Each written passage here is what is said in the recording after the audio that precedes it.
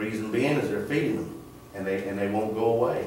And that's what I try to tell the chief, that, you know, that's one of my biggest problems I have here in the city. And I can't get no cooperation from the citizens. And it's making my job that much harder. And they're, you know, they keep threatening me that they're gonna call the mayor, they're gonna call city council members. And I tell them, well, y'all, you know, if that's what y'all gotta do, go ahead. But I try to explain to the chief my situations, so therefore he's aware of what's going on. So that way, whenever Mr. Duncan calls the chief, you know, the chief's aware of what's going on with my situation on these cats. Mr. Romo. Yes, sir. What are your suggestions? Well, I got with the chief this morning, and I told him we could just kind of publicize something in the paper to tell the citizens that not to be feeding these stray animals. You know, I understand they feel sorry for these animals. I understand that they don't want to see them starve. But instead of calling me right then and then, they try to feed them for a few days, and maybe they'll, you know, and then, like I said, it creates a problem. They feed one, next thing you know, they're feeding 2 or 3, and then it gets to where there's too many for them. And I explained to them not to. So I've asked the chief that if there's any way we could put something in the paper to tell the citizens not to be feeding these animals, because all they're doing is creating a problem. Yes, sir. We have a press release. Ron, would you read it? Well, when Officer Romo came in the office, we started going through, and basically the question I asked was, what are some things that we can tell the residents to do to help us, help them get rid of the stray problem? And we came up with basically a little list, and what it says is, our stray animals continue to be a problem in the city of Crockett. Our animal control officer is attempting to reduce our stray dogs and cats problem in the city. However, we need the residents to help. Here are a few reminders to help eliminate stray animals in Crockett. 1, do not feed stray dogs or cats. Remember, if you harbor an animal, and harboring is defined as feeding and taking care of for 3 days or more, they are yours. Item 2, don't throw out your table scraps. Put them in the garbage for pickup or down in the garbage disposal. If you throw it outside, you're inviting the stray animals to come to dinner. It's as simple as that. Item 3, if you catch a stray animal, 1, secure it, and then 2, call the Crockett Police Department, and Animal Control will pick it up. If you own your own personal trap, we will still pick it up. We just notify the police department, and Johnny will be glad to do that. 4, secure your household garbage. If animals are getting into your garbage after you put it outside or at the curb, secure it in a container. That way it will reduce the mess, and also the food that draws them to your area. Last but not least, item 5, don't leave your pet food out. Remember, when you feed your own pets, don't leave any extra food out. Stray animals will find it, and keep your pet food secure. I found that lesson out myself. Does that sound satisfactory, Officer Romo? Yes, sir. And members of the news media here tonight, if you mind, pick up a copy of this before you leave and help us out with that. I appreciate that. Anything else, sir? No, sir. That's it. Okay. Thank you. You're the first guy. All right. You got a question then? Okay. While we're on the subject of police, just kind of a quick update. I don't know if y'all caught it or not, but the official ad for beginning a search went out in Sunday's paper. It's a small ad. The qualification information requests are all on the city's website.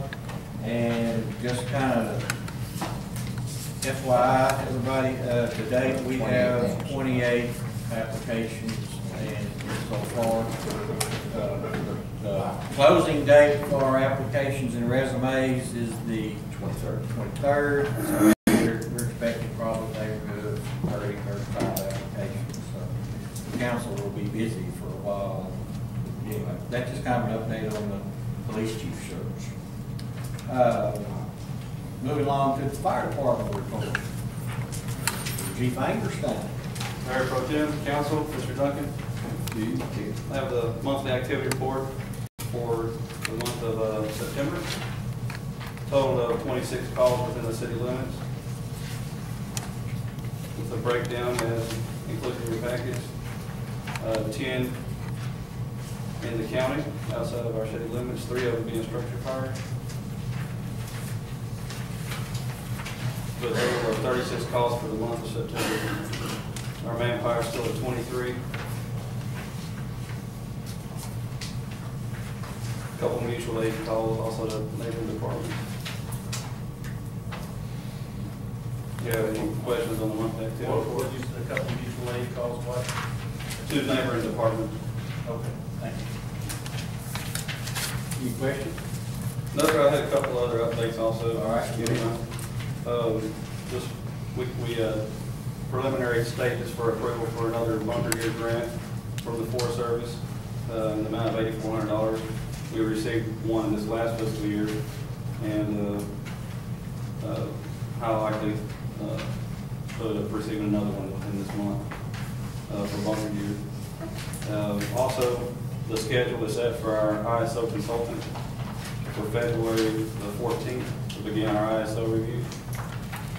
Preliminary stages will be set for February the 14th. You explain pretty briefly to the public what the ISO review is about? Yes, sir. We're in our preliminary stages of getting all of our paperwork and getting things in line for an ISO review.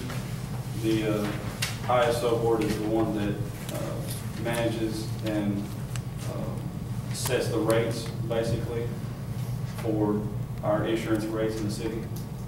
My current insurance rate is our ISO rate is at a 6, and we're looking to lower that to be able to lower homeowners' insurance premiums. We have contacted and employed Mike Peach as our ISO consultant. He does not work for the ISO. He's a private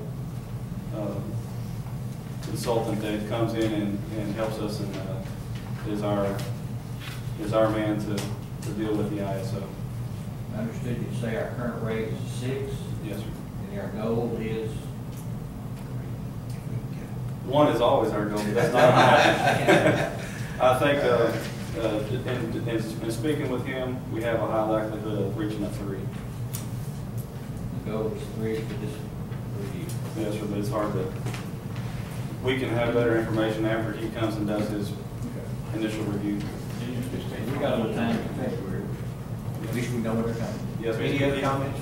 He's given me plenty of homework until February to be working on. Any other comments from the public? No, sir. Questions?